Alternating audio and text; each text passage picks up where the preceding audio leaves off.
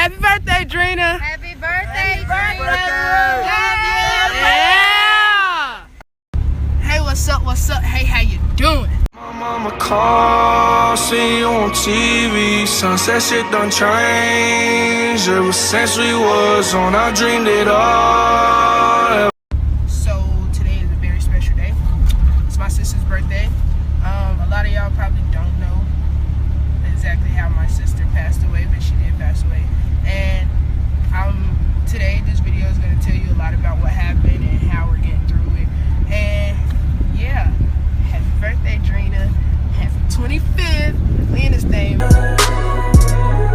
wake me, don't wake me up.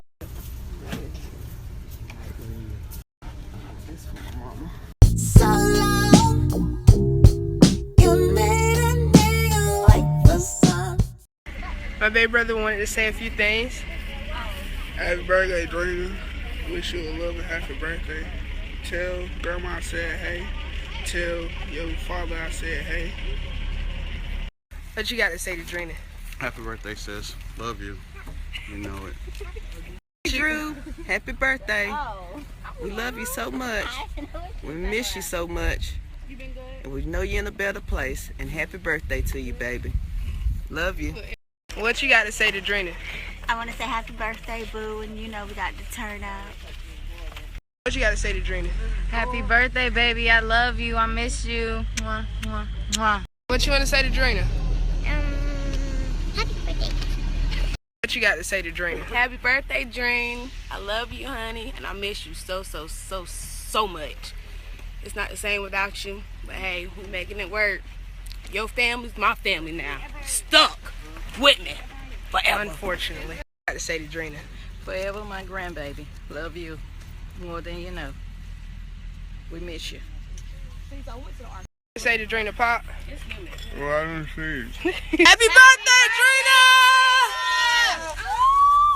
Yeah! Oh God, the ones they still. You should talk about loose, but they'll be gone no more. So, you seen everything we did today. You know, happy birthday, Drina. But now I'm gonna talk more about like what happened to her and stuff. So, I was at school. Everything happened.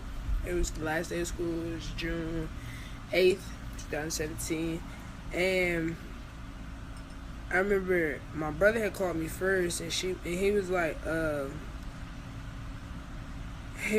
something wrong with mama, something wrong with mama. I was like, what? Okay, so I called my mama. My mama didn't answer, and it kind of scared me because my brother had told me that something was wrong with her. So then, after that, I had called the next person I called was my sister. My sister didn't answer the phone, so I was like, so why is nobody answering the phone right now? And then that kind of scared me. So I was sitting there waiting for school to get out and stuff so I could get home and see what had happened and stuff. But my mama had ended up calling me back. So when she called me back, her exact words was, they shot Drina, get on your knees and pray. And I was like, I was sitting there thinking like, what? Like, cause that's not a phone call you just expect to get, just your sister got shot. So I was like I froze. Everybody started staring at me, and then somebody was like, is she crying? I got up and I walked out the classroom and I went to the bathroom.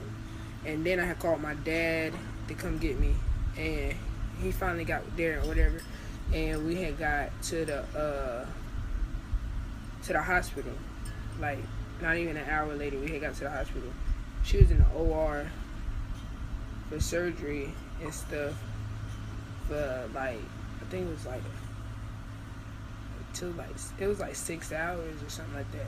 It was like 6 hours, 6-7 hours. So while we was waiting those 6 or 7 hours for her to get out of surgery and stuff, they said that they was like that we could see her when she was stabilized, basically.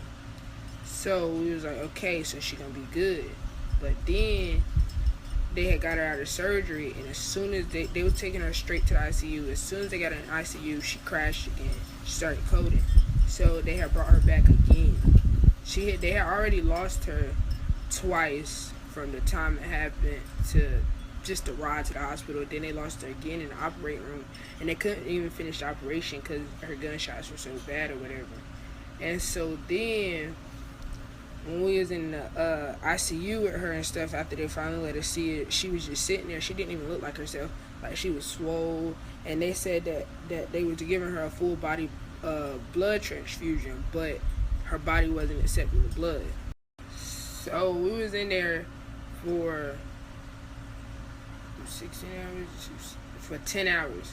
We was in the ICU with her, and they said the next 24 hours were critical. So in my mind, when they said that, so I'm thinking, okay, she's gonna live another 24 hours.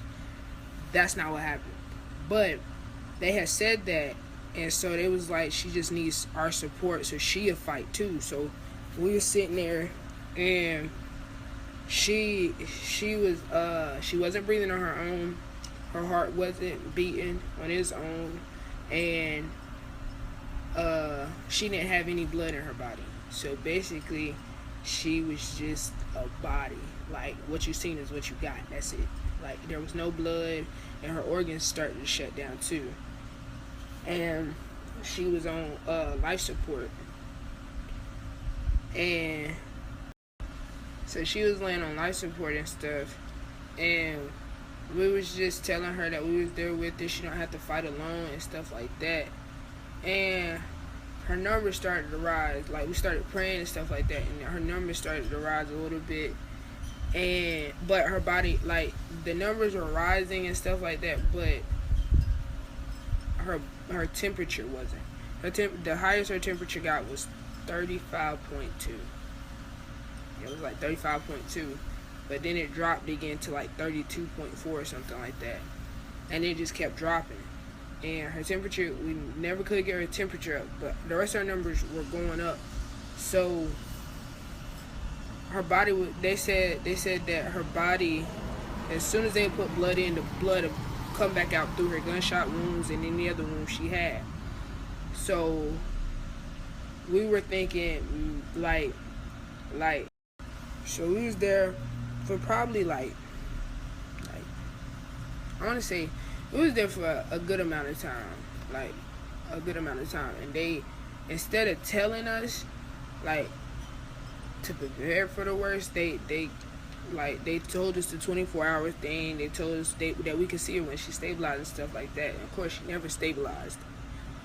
And we won't, like, I wasn't thinking my sister was gonna die. I was praying that she wouldn't. I was hoping that she wouldn't. I had faith that she wouldn't. But they had called us into another room after hours of being there with her and stuff, and the doctor basically said that people don't survive these type of wounds. And I was sitting there, I was thinking, like, I'm not gonna lose my sister. I walked out of the room, I wasn't even trying to hear what he had to say.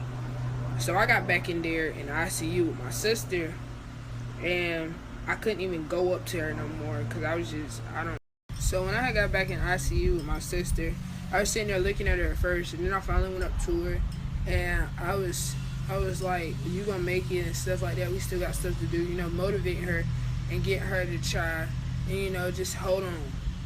But on that Friday morning, June 9, 2017, at 4:02, her heart had stopped, and everything, all her other numbers went to zero. Like, everything on the little thing went to zero, and the thing started beeping, and she had flatlined and stuff.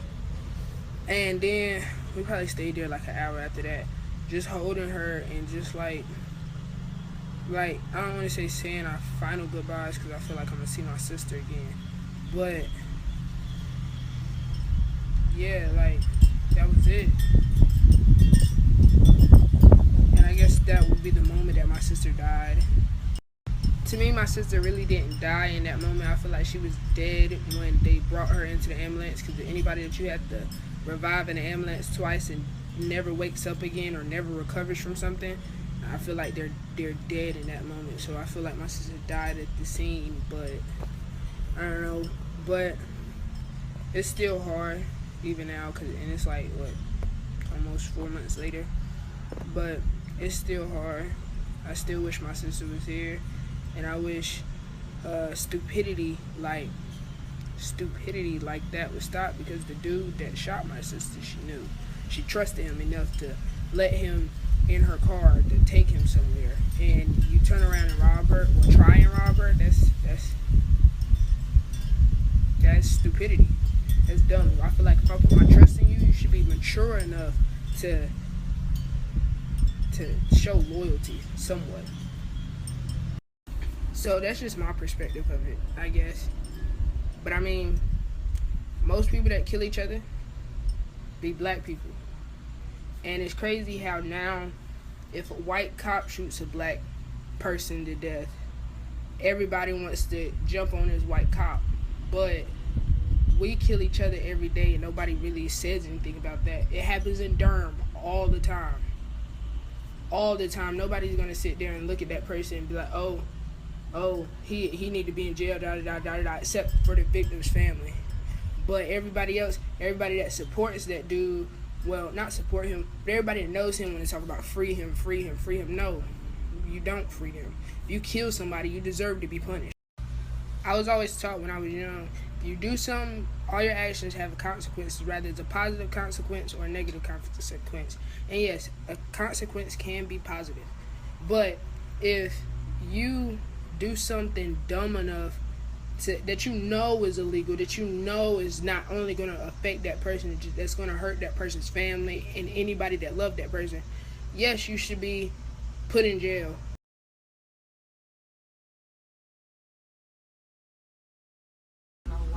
It's a lot that I have to deal with on a daily basis ever since this happened.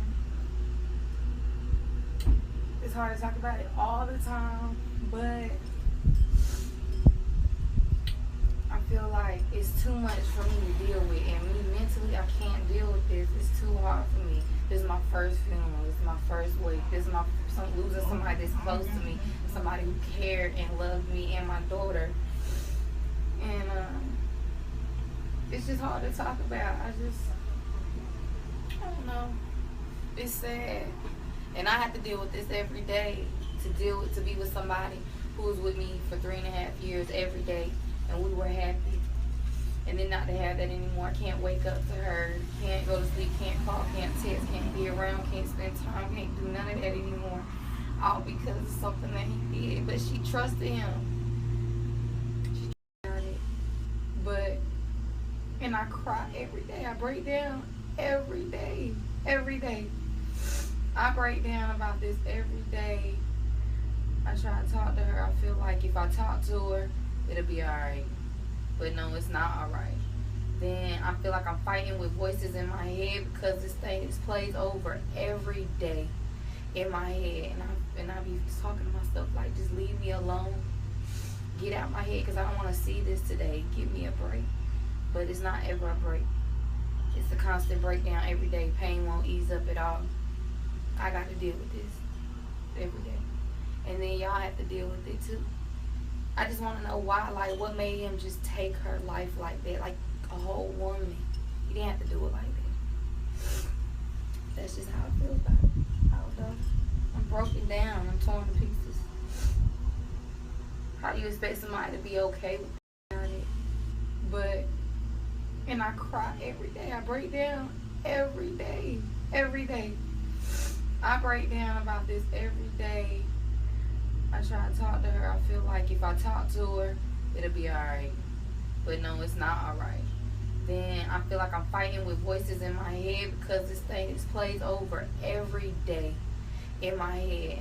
And I be talking to myself like, just leave me alone. Get out my head, because I don't want to see this today. Give me a break. But it's not ever a break. It's a constant breakdown every day. Pain won't ease up at all. I got to deal with this every day. And then y'all have to deal with it too. I just want to know why, like, what made him just take her life like that, like a whole woman. He didn't have to do it like that. That's just how I feel about it. I don't know.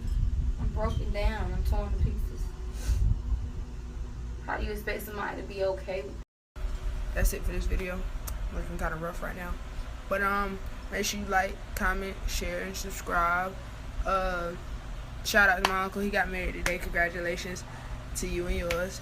Love y'all. And y'all stay safe, man.